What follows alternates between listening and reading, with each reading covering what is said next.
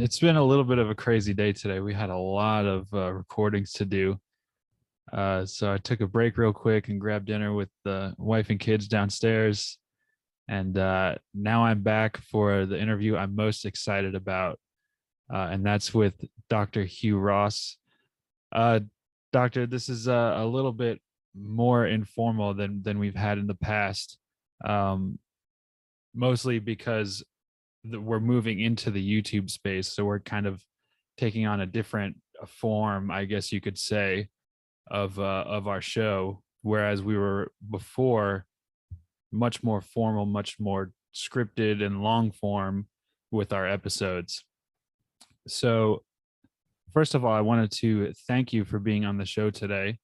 You're a hero of mine for many reasons. I think you're a brilliant man. I think you're a very humble man, and I look up to you a lot theologically, not only as a man, but theologically. I really respect how you've laid out your position. And so I was really excited to have you on this series, this God and Science series that we're putting together for our YouTube channel as one of the first guests, uh, because I think you lay out such an incredible argument for the fine tuning of the universe. And we can get into that in a second, but if you could, would you mind just sort of introducing yourself and telling us a little bit about who you are and what you do? Yeah, I'd be happy to do that. And thank you for those kind words. And yeah, it's a pleasure to be on the show here with you. Yeah, my story is I was born, raised, and educated in Canada. I was born in Montreal, grew up in Vancouver, and got my doctorate at the University of Toronto. And my bachelor's degrees in physics and my master's and PhD are both in astronomy. And when I got my PhD, I went to Caltech to continue my research on quasars and galaxies. So I was a postdoctoral fellow there for 5 years. And while I was at Caltech, that's where I became a Christian through my astronomy when I was 19 years of age. I'm a Gideon convert. I was not raised in a Christian family, but I did get a Gideon Bible when I was in the public school. And many years later, I actually picked it up and read it. And what motivated me to read it was recognizing in my studies in astronomy that the universe must have a beginning. And there's a cosmic beginning, there must be a cosmic beginner. It took me 2 years to find that cosmic beginner. But when I did, I signed my name in the back of that Gideon Bible, committing my life to Jesus Christ. But Christians are a lot harder to find in big Canadian cities than they are here in the United States. So it really wasn't until I got to Caltech that I was able to find a Bible-believing church. And I'm still attending that church. In fact, I've been on the pastoral staff of that church now for more than 4 decades. It's a church between Caltech and the Jet Propulsion Laboratory. We're also just a few miles away from the headquarters of the Skeptic Society and a Fuller Seminary. So you can imagine the kind of people that attend our church. And Right. But when I was put on the staff of that church, I was basically given the commission: Hugh, take your knowledge of science and equip the people in the church on how to use the book of nature, AKA the scientific record, to bring people to the book of scripture into a relationship with Jesus Christ. And after I did that for a decade, the church says, we want you to launch an organization. And that was the birth of Reasons to Believe. So I'm only part-time in that church staff now. I'm full-time as the president of Reasons to Believe. And our mission is similar, to take the emerging discoveries in science and use those discoveries as a way to reveal to people how the more we learn about nature, the more evidence we'll find for the supernatural handiwork of God. That's a theme that you see in the Psalms, and particularly the creation Psalms in the book of Job. So we kind of take our mandate from that.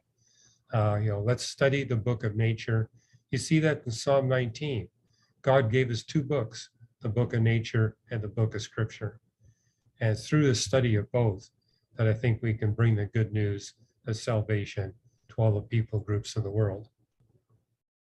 That's awesome. That's an awesome story. And I love how you started from sort of exploration and discovery rather than a Christian presupposition. It gives you maybe a little bit of a street cred, I guess you could say, because there's a lot of um I think a lot of people will take away the credit from people who grew up Christian and say that you went into the sciences with a Christian presupposition and therefore you're biased, and any sort of evidence you quote unquote find for God is biased.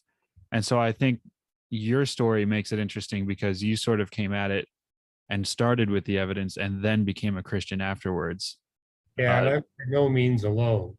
In fact, I just wrote an article on our reasons.org website giving people the story of the famous cosmologist Alan Sandage. And it took me 2 years of research to become a follower of Jesus Christ. In his case, it was 35 years. He was wow. secretly studying the Bible for 35 years, recognized that this universe that he'd been studying all of his life had to be created, and eventually found that creator.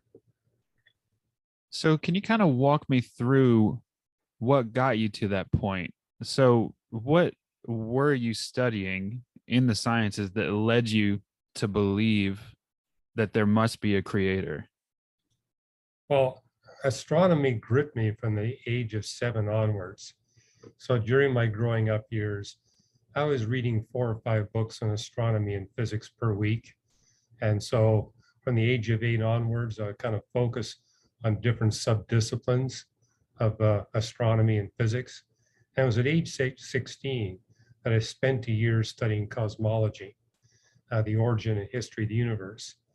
And that's when I realized of all the different models for the origin of the universe, the one that was really fitting all the observations is what we now call the Big Bang creation model. And I realized if the universe has a Big Bang, then it has a beginning. If there's a beginning, there must be a beginner. And I really didn't know where to look for that cosmic beginner. I knew that Immanuel Kant is considered to be the father of cosmology.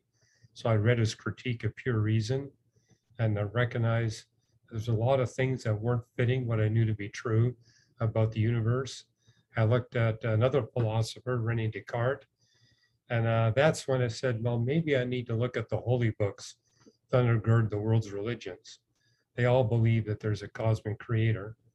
So I first started with the Hindu Vedas, then looked at Buddhism, looked at the Quran, the holy book of the Islamic faith, and looked at Zoroastrianism, Mormonism, and finally I did pick up my Gideon Bible. It had been given to me when I was 11 years old.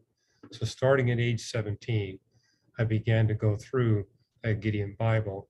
And even the very first night that I was reading that Bible, I realized, hey, on the very first page, this book gets all the events of the history of the universe and the earth correctly stated and in the correct chronological sequence.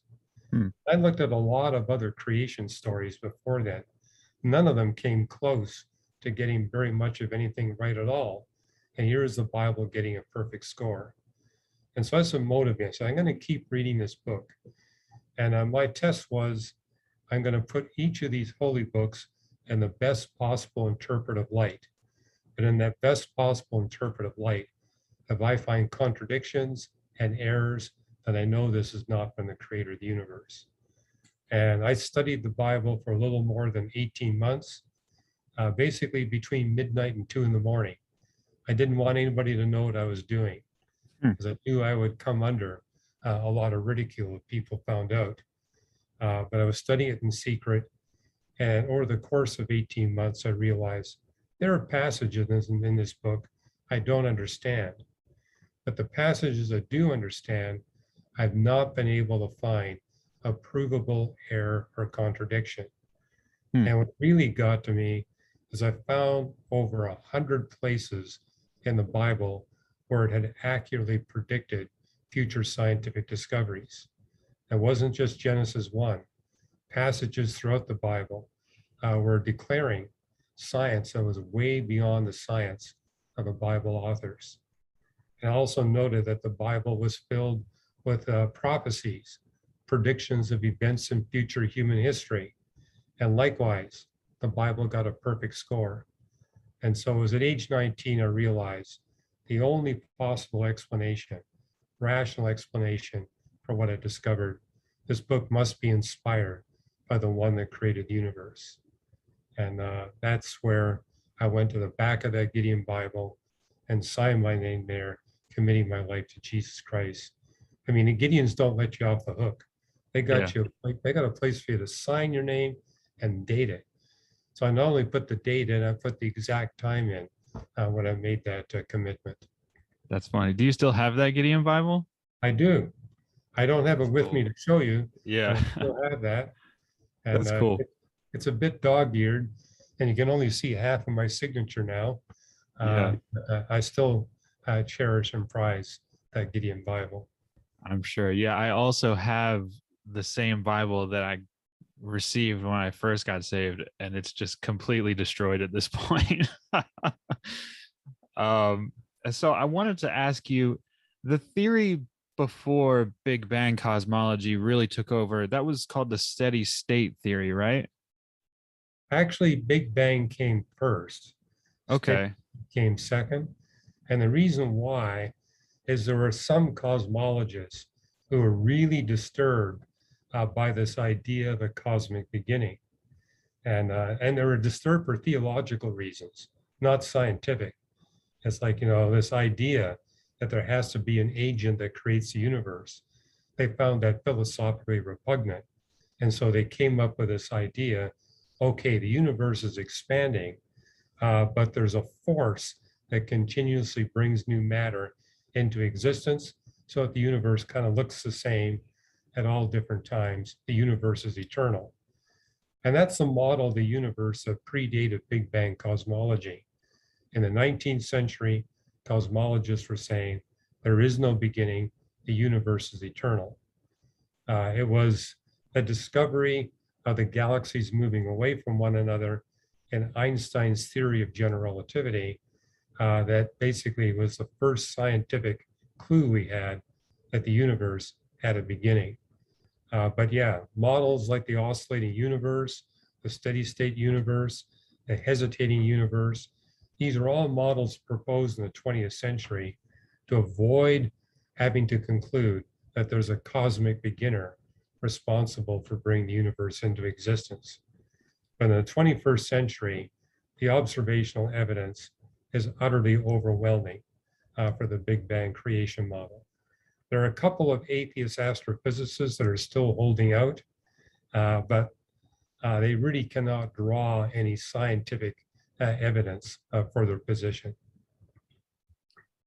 So I have noticed that a lot of atheist debaters, uh, they seem to just dislike the idea of God, or would say that it's a cop out, or it's just an easy way out, or it's intellectually lazy.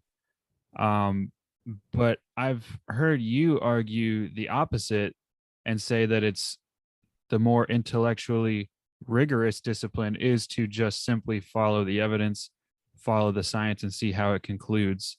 So, could you give me sort of an example of what evidence is there that actually points to a God being the creator of the universe?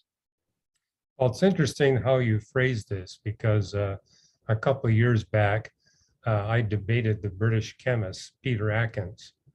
And Hmm. he was the one, as an atheist, who kept saying, hey, belief in God is being intellectually lazy, Hmm. you're ignorant. And therefore, I took the opportunity in that debate to present the evidence that you're asking for. And anyone can watch that debate for free. It's on YouTube. Put my name in or Peter Atkins' name in, it'll pop right up. But what I said in that debate, first of all, is that we have space-time theorems. And those theorems are based on two assumptions, namely that the universe contains mass. Now, I remind people each human being is evidence that the universe contains mass. So that's not something that's disputed. The second assumption is that general relativity reliably describes the movements of stars and galaxies and matter in the universe. And that was in some doubt in the early part of the 20th century. But in the 21st century, we can prove the reliability of general relativity to describe the dynamics of all different kinds of massive bodies, from the least dense to the most dense, in some cases to 15 places of the decimal. And so there really is no basis for doubting these space-time theorems, which state that space and time, just like matter and energy, have a beginning. And therefore it implies there must be an agent beyond space and time that creates our universe of matter, energy, space, and time. And in that debate, there was some question about the beginning of the universe. And so I was making the point that, well, we do have evidence that the universe is expanding. And, the steady state theory says that the farther away we look, the universe is going to look just the same as it does up close. No astronomer can say that anymore because we got telescopes powerful enough to look billions of light years away and hence billions of years back in time. And the galaxies look very different than they do when they're nearby. We can actually see the galaxies getting older and older as we go from the cosmic creation event to the present. And we actually got tools now where through our telescopes, we can determine the features and characteristics of the universe when it was only 100 billionth of a trillionth of a trillionth of a second old. And so these are observational evidences that leave no doubt the universe must have a beginning. And to me, I think what's most persuasive are the past temperature measurements we've made of the universe. So as we look at galaxies far away, we can measure the temperature of the radiation left over from the cosmic creation event. And if we're talking a Big Bang creation event, where you got an actual beginning of matter, energy, space, and time, you would anticipate that the temperature of the universe would cool down according to an exponential curve in a highly predictable way. And now we've got 14 measurements of the past temperature of the universe that perfectly fit that curve, telling us that the initial state of the universe was one where the universe was near infinitely hot and then infinitely compact, and been expanding from that point ever since. So where I do run into some pushback from people trying to escape the cosmic beginner, they'll say, well, you have all this observational evidence, and it all points to a beginning. But the evidence comes from our observations of the universe after 10 to the minus 35 seconds after the cosmic creation event. We don't have particle accelerators powerful enough or telescopes powerful enough to tell us the condition of the universe when it was younger than 100 billionth of a trillionth of a trillionth of a second. And they speculate on the basis of zero physical evidence or observational material that the conditions during that first 10 to the minus 35 seconds were so radically different. The laws of physics were so radically different that we don't have a cosmic beginning. That was basically the argument Peter Atkins was trying to make in the debate. But my point was, you're appealing to non-empirical material. You're not appealing to things that we can test and measure. You're appealing to things we can't test and measure. And notice how tiny of a corner you're backed into. We have all this history of the universe that we can observe and measure, and you're going to stake your whole worldview and philosophy of life on this tiny 10 to the minus 35 seconds after the cosmic creation event.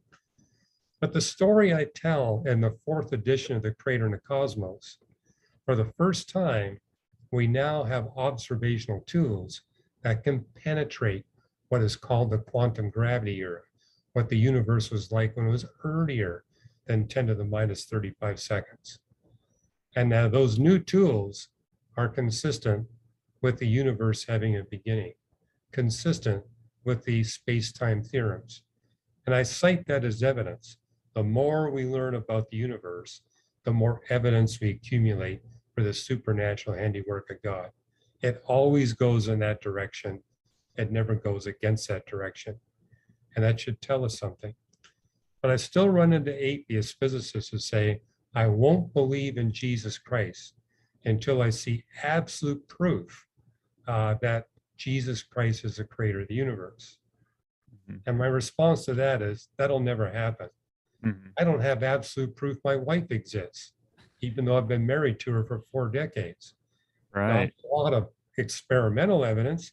I have a lot of observational evidence, and I would argue it's overwhelming, but I argue the same thing is true of the God that created the universe.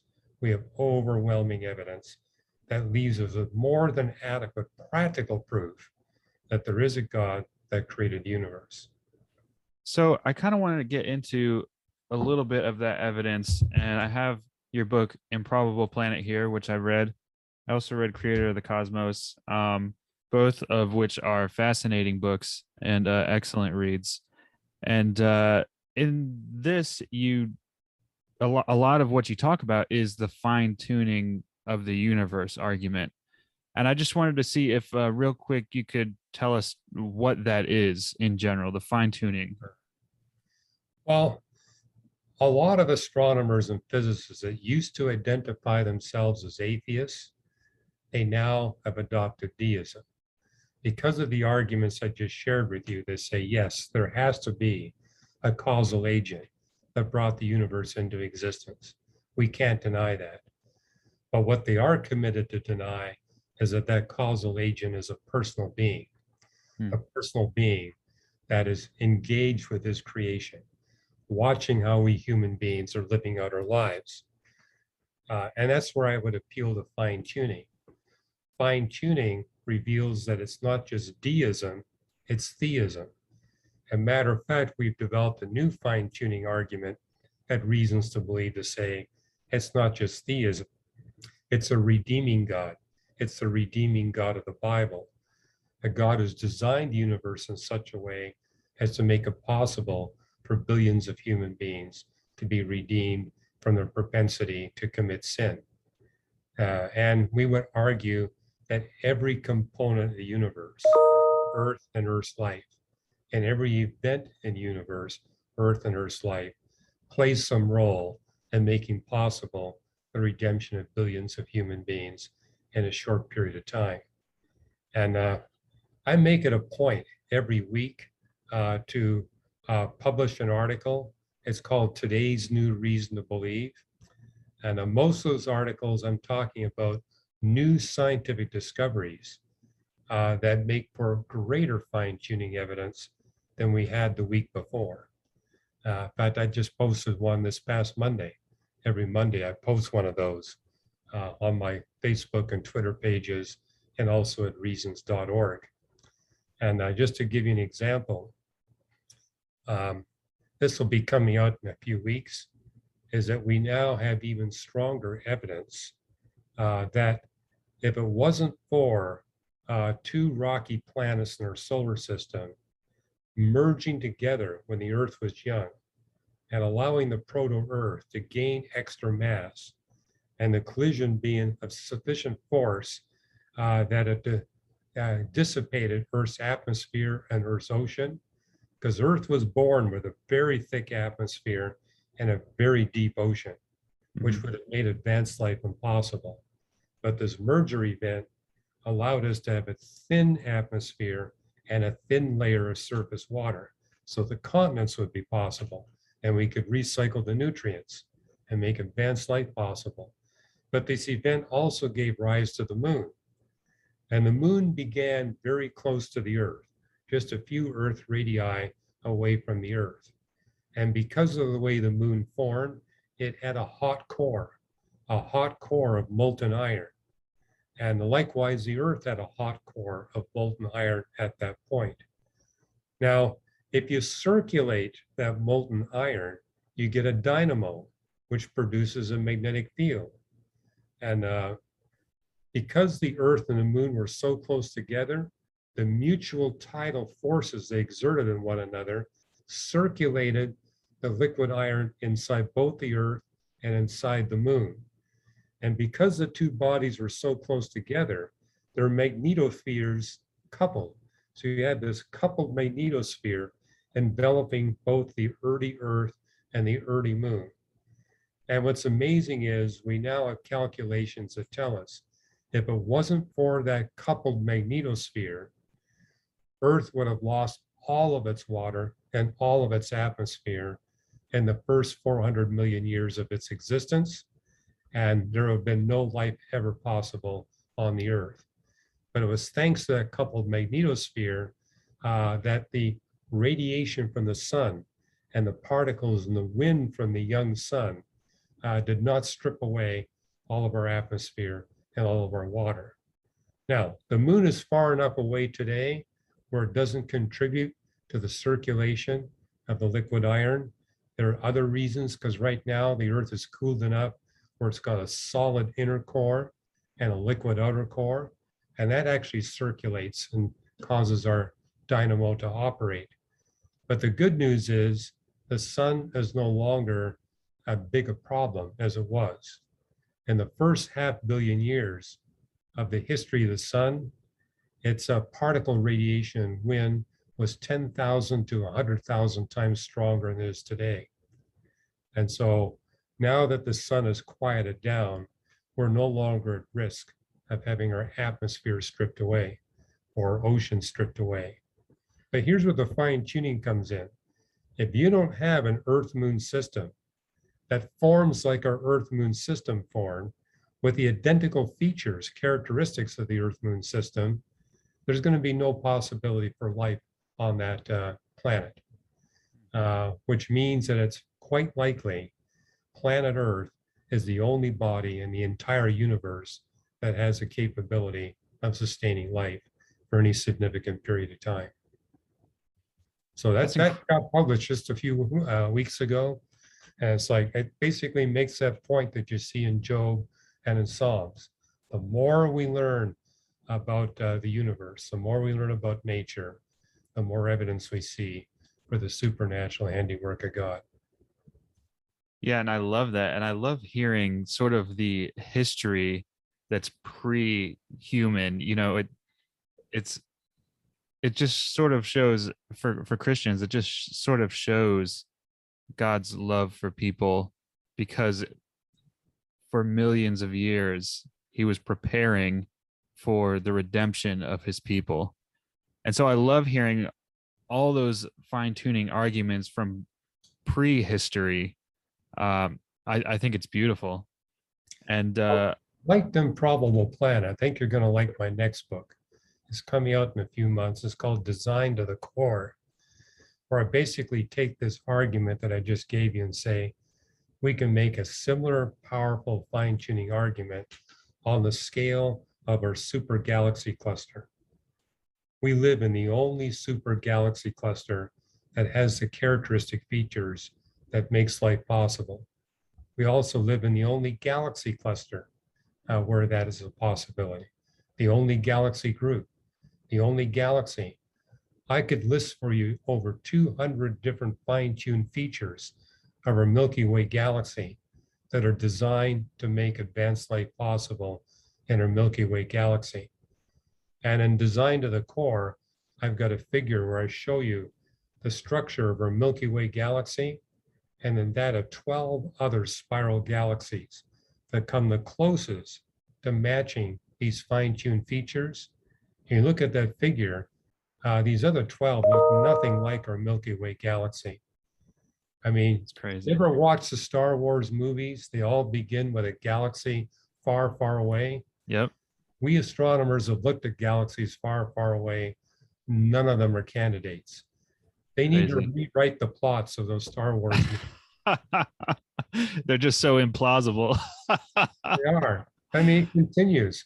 We live in the only bubble within our galaxy where advanced life is possible. We're orbiting the only star where advanced life is possible. Hmm. We have the planets. I mean, right now, we astronomers have discovered nearly 5,000 planets outside of our solar system. And back in the 1990s, the assumption was it's just going to be a matter of years before we find a twin of Jupiter, a twin of Saturn, a twin of Uranus, Neptune, of every one of the solar system planets.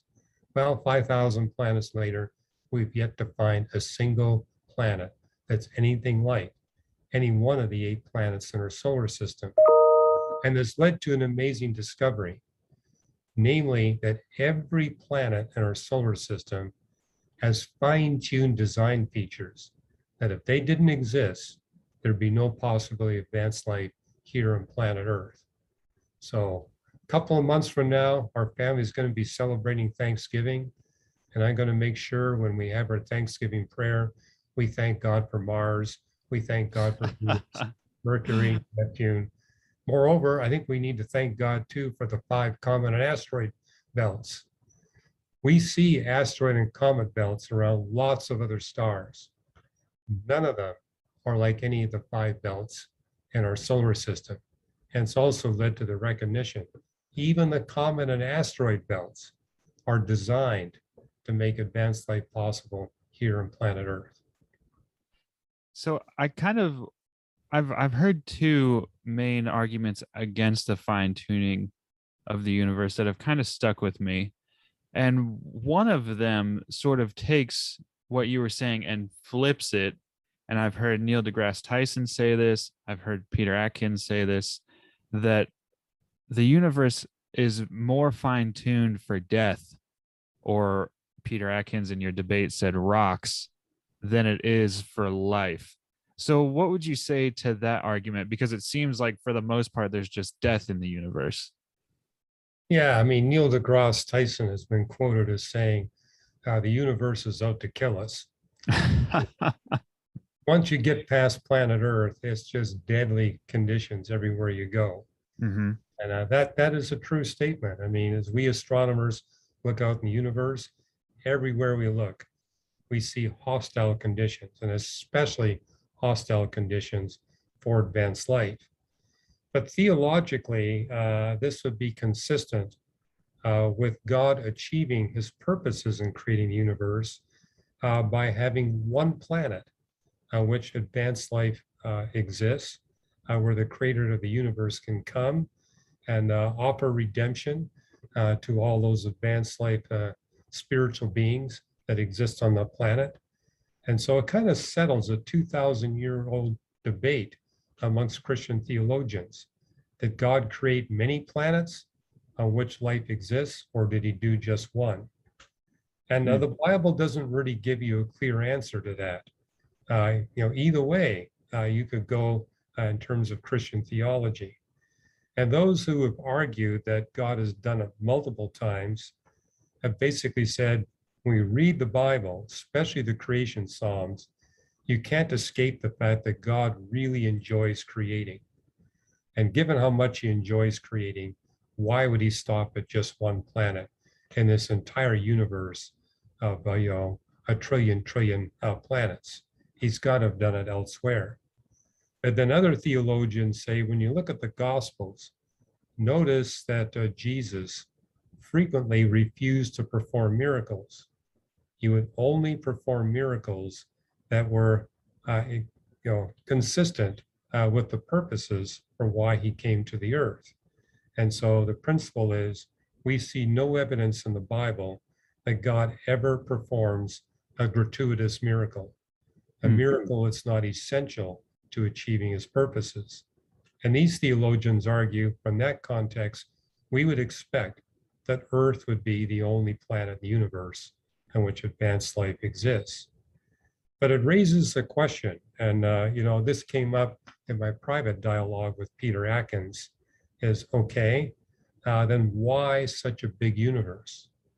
But that's a question I address in why the universe is the way it is that God's intent on creating the universe, one of his purposes was that it would be a tool in his hands to eradicate evil quickly and efficiently. And for that to be possible, the universe had to be governed by gravity, electromagnetism, and thermodynamics, because it's those laws of physics that guarantee the more we humans sin, the more work we're going to have to do, the more pain we're going to experience, and the more time we're going to waste to undo the damage that we cause as a result of our sin. And we're biologically designed that none of us likes gratuitous work or wasted time or excess pain. And so the laws of physics actually motivate us to avoid sin. But likewise, in the process, to discover we need help to avoid the sin and to recognize that the universe has been designed to reveal there's a God behind it who loves us enough to do for us what we can't do for ourselves. So the laws of physics are crucial to make all this happen. But those same laws of physics tell us that for physical life to exist in the universe, the mass of the universe must be highly fine-tuned, in this sense that if you were to make the mass of the universe the tiniest bit smaller than what we observe, then in the first 4 minutes after the cosmic creation event, so little hydrogen would be fused into helium that future stars would not be able to manufacture any elements heavier than hydrogen and helium, in which case there'd be no carbon, no oxygen, no nitrogen, and no possibility for life. But also works the other way. Make the universe the tiniest bit more massive, then so much hydrogen is fused into helium during the first 4 minutes after the cosmic creation event that the future stars quickly fuse all the elements in the universe into elements that are as heavy as iron or heavier. And once again, you got a universe with no carbon, no oxygen, and no nitrogen. It must be precisely the mass that it is. Moreover, it must be precisely the size that it is and the age that it is in order for advanced life to be possible. So just to get one planet in the universe in which advanced life exists, we need this entire universe of a trillion stars and 10 trillion planets. It's amazing, and it's amazing just how vast, I suppose you could say, the fine-tuning argument reaches, that we need the entire universe and its supposed deadness, I don't know if that's a word, in order to have fine-tune advanced life on the earth. Another argument that has actually bothered me personally is I've I've long sort of felt like, couldn't it, maybe philosophically, if anything, couldn't it make sense that human life and life on Earth in general has just adapted to the way things are, and it's less so that the universe is fine-tuned for us and more so that we just it appears that it's fine-tuned because we evolved to survive in a universe with these conditions. Do you see that as a possibility? Um, does that take down the fine-tuning argument at all? Not at all. And you'll find an article I wrote literally just a few weeks ago at reasons.org. And it's a response to what's called the puddle argument against God. And Mhm. kind of the way you framed it, they're saying, hey, if you look at a puddle of water, it will assume that the hole in which it finds itself has been fine-tuned for it. Mhm. But atheists point out, that's basically a fallacy because the puddle basically adapted to the hole. Mhm. However, the fallacy in that atheist argument is that life is not like a fluid body of water. And so we don't have the capacity as a life form to adapt to any possible condition. There's very limited adaptation that can take place. And a paper actually got published in a peer-reviewed astronomy journal, basically pointing out that the puddle argument is an invalid argument against the creator, an invalid argument against the fine tuning. I Our see. planet is not a fluid. Life forms are not like, we can't adapt to every possible environment. So I'm sort of speaking out of my depth here because I'm more into theology. That's kind of the world I came from. Uh, but the science is that we're carbon based life forms, correct? So it's Right. inconceivable that we would be, I don't, nitrogen based or something like that life forms. Well, it's a common argument that was brought up 50 years ago that, hey, all this fine tuning is in the context of life as we know it. What Mm-hmm. about life as we don't know it? Well, beginning about 40 years ago, people were saying, well, let's look at arsenic-based life or silicon-based life. And what they discovered is carbon's the only game in town. I It's the see. only element in the periodic table that has the bonding stability and the bonding complexity to make any kind of conceivable life possible. The element that comes closest to that is silicon, but it fails. You're just not going to get uh, long chain protein molecules that are stable based on silicon. I see. So just a question more on the work that you put out. Is it mostly going to be cosmology and astronomy? Do you get into biology or anything like that with any of your books or articles? No, I do. And we have a biochemist on our staff who writes exclusively on, in fact, he's got a book coming out called Fit for the Purpose, which is the biochemical anthropic principle, a biochemical argument, a fine tuning argument. And it's a great book because he's basically making the point it's not just in astronomy and physics where we see fine tuning, we see it in all the scientific disciplines. But a hallmark feature of our reasons to believe organization is that we integrate across the scientific disciplines. I can tell you when I was a full-time researcher at Caltech, uh, it's such a specialized endeavor. I only had time to read in my narrow subdiscipline just to be able to keep pace with what was happening in my research. And in one sense, what I did is I stepped away from Caltech and said, now I can read more broadly across the scientific literature. And lately, I've been engaging evolutionary biologists who think that life arose by random chance and evolved through gene exchange and mutations and natural selection from a bacterium into human beings. And I say, well, you're basically appealing to paleontology and genetics. And particularly with the genetics, you have enormous systematic errors that we can't even determine, let alone measure. However, uh, your assumption that the sun provides us with a constant source of energy, we know is incorrect. The sun gets brighter and brighter as it continues to fuse hydrogen to helium. And so the challenge is, how do you keep life on planet Earth for a long enough period of time to make possible us human beings in the context of a sun that gets brighter and brighter and brighter? And since you're a Bible scholar, you probably recall that the longest creation psalm is Psalm 104.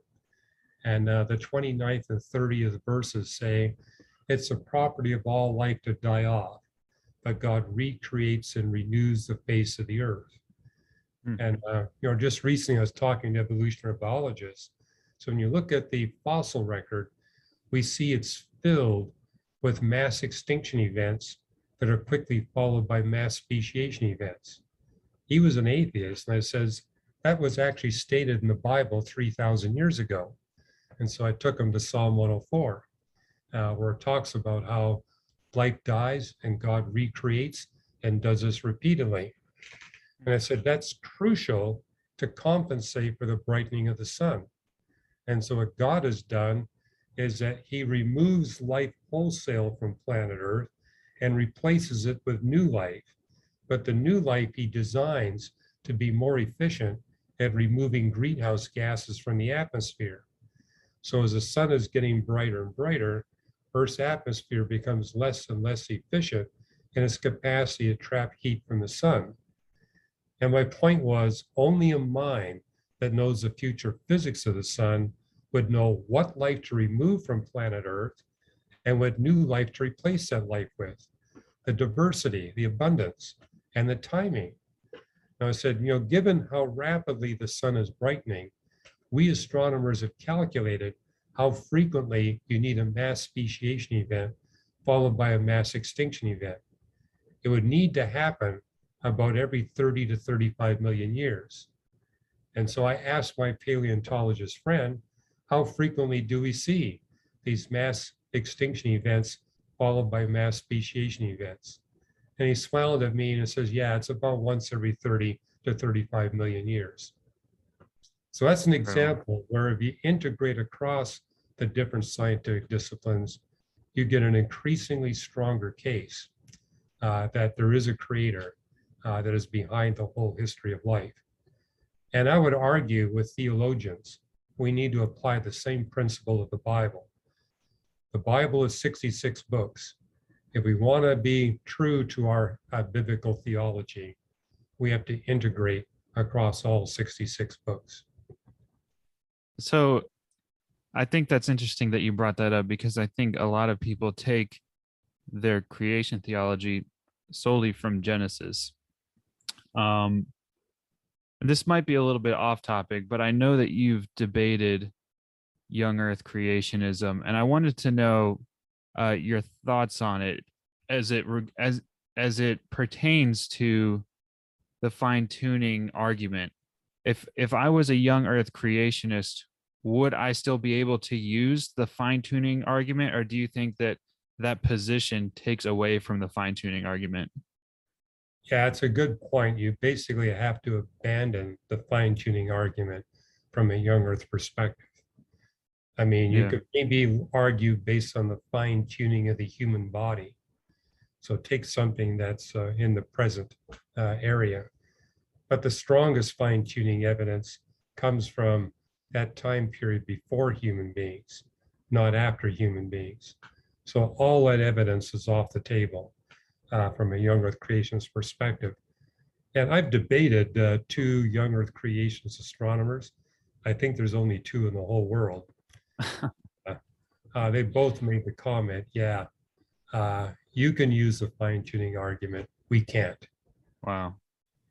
It's almost too bad, I understand it though, because that position, the young earth creationism position, is sort of a dispensational, it's a very literalist view of Genesis. How would you jive Genesis 1, the creation days, with the position that the universe is billions of years old, when it seems to sort of literally say that it was created in 7 24-hour days? Well, I didn't really know Christians growing up. And I picked up this Gideon Bible when I was 17. I started on page 1. I wanted to start at the beginning. And to me, the text was literally telling me these creation days had to be 6 consecutive long periods of time. Because as I read through Genesis 1 and 2, I noted right away the word day in the English translation must have 3 distinct definitions, because 3 are used in the text. On creation day 1, it uses the word day to describe the daylight hours. And on creation day 4, it uses the word day for 24 hours. But in Genesis 2:4, it uses the word day to refer to the entirety of creation history. And it was later on I discovered there's actually a 4th definition. The Hebrew word yom can also mean part of the daylight hours. Now, the reason why I drew the conclusion that at age 17, these days had to be long time periods, I noticed that the first 6 days all ended with an evening morning phrase. There was evening and there was morning, the first day, second day, etc. And recognizing that this word day had multiple definitions, I figured the words evening and morning likewise probably had multiple definitions. And I figured at a minimum, it's telling me that each creation day has a start point and an end point. And that fits the phrase that you see, and it was so, and it was good. So it's actually telling us each of the creation days is a completed event. Hmm. And I anticipated finding an evening and a morning for the seventh day, but it's not there. When you read Genesis 2, verses 1 to 4, it talks about the seventh day, but there's no accompanying evening morning phrase. And I also noted it states that on the seventh day, God ceases from his work of creation.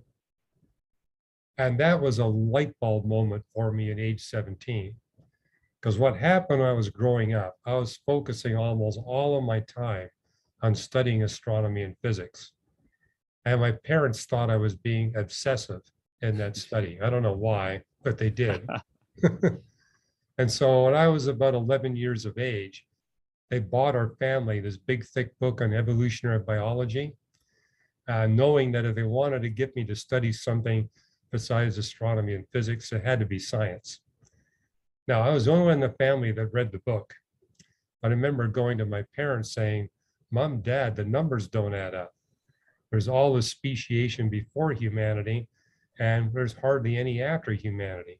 Can you tell me why? They said, well, go ask your science teachers. Science teachers couldn't give me an answer. And so I wound up asking professors at the university. They didn't have an answer.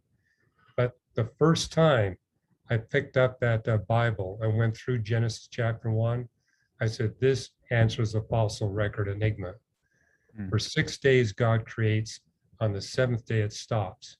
That explains why we see so much evidence for new families, new orders, new classes, new phyla showing up in the fossil record, and we don't see any evidence for new phyla or new classes or new orders during the human era.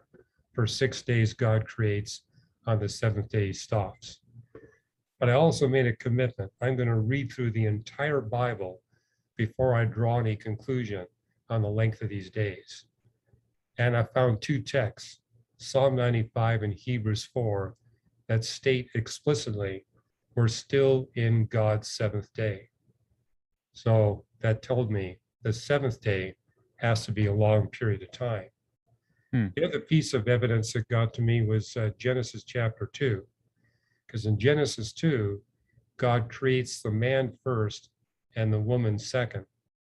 Genesis 1 says on creation day 6, God made both the human male and the human female.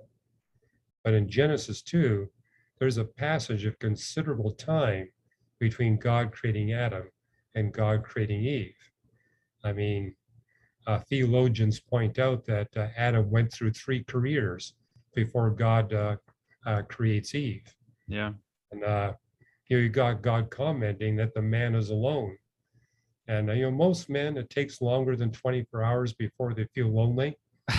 So That's true. That is true. after all, you got God performing surgery on him and recovers Yeah. from surgery. And Yeah. what's interesting is what comes out of Adam's mouth when he sees Eve. The Hebrew word is hapa'am, and it shows up about 21 times in the Old Testament. The most frequent translation is at long last. Mm-hmm.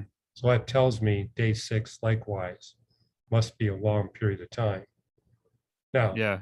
after I signed my name in that back of that Gideon Bible, it took me 9 years before I met anyone that interpreted that text as 6 consecutive 24-hour periods. Whenever I was sharing my Christian faith during those first 9 years, and I was sharing my faith with people that weren't raised in Christian homes, they would look at it and they drew the same conclusion I did. These have to be long periods of time, just based on what you see in the text. That's great. And Yeah, I was really thankful to be exposed to your work. The first time I was exposed to it, I was preparing for a podcast episode that we were going to do titled Six Problems in the Pentateuch. And we took difficult issues that seem counterintuitive, like how people were living for 900 years. How do we deal with that? Sort of an apologetics type of episode. And I was exposed to your work because it was my job to cover the local flood versus global flood controversy. And so that's when I actually came to discover your work because I was trying to hear the opposite side of what I believed at the time. And then from there, I got deeper into understanding the fine tuning argument and the age of the earth and things like that. So I was exposed a few years ago to your work, and it really had a big impact on me theologically and just intellectually. Really, it felt more intellectually fulfilling when I did things like go to museums and things like that. Because when I was uh, more in the young Earth creationism, and I had to sort of push away the arguments for fine tuning, or I didn't have to push them away, but it didn't necessarily jive with the Earth being only 6 to 10,000 years old. It kind of felt uh, less intellectually fulfilling uh, because it seemed like the evidence was overwhelming for an older Earth, for the fine tuning of the universe. And so this position to me is a much more fulfilling position. And so for anyone else who's just discovering you and your work for the first time or hearing of reasons to believe for the first time, where can they go to get more resources? What's out there for these people? And before I say that, and what I share with people is that it's not enough to take these creation texts and flood texts literally. We have Mm, to take them consistently. There's over 24 major texts in the Bible that deal with the subject of creation. And there's about a yeah. different texts in the Bible, including the New Testament, that deal with the subject of the flood. But yeah, people can go to reasons.org. We have over 20,000 articles and video clips that people and podcasts that people can listen to and read. We have a YouTube channel that people can subscribe to. And I've written now 20 books, and I got a 21st one coming out. And I'm working Awesome. at number 22. But Awesome. people can get free chapters of my books by going to reasons.org/Ross. And so they'll Awesome. see all 20 of my books there, and they can get a free chapter of each one of them. Awesome. Well, Dr. Ross, it's been a very intriguing conversation. Lots of in-depth talk about science and theology and things that are still hard for me to understand, but you make them easy to understand. I appreciate you coming on the show with me today. I appreciate your time. You're very welcome. My pleasure. All right. Thank you so much, Dr. Ross. You're very welcome.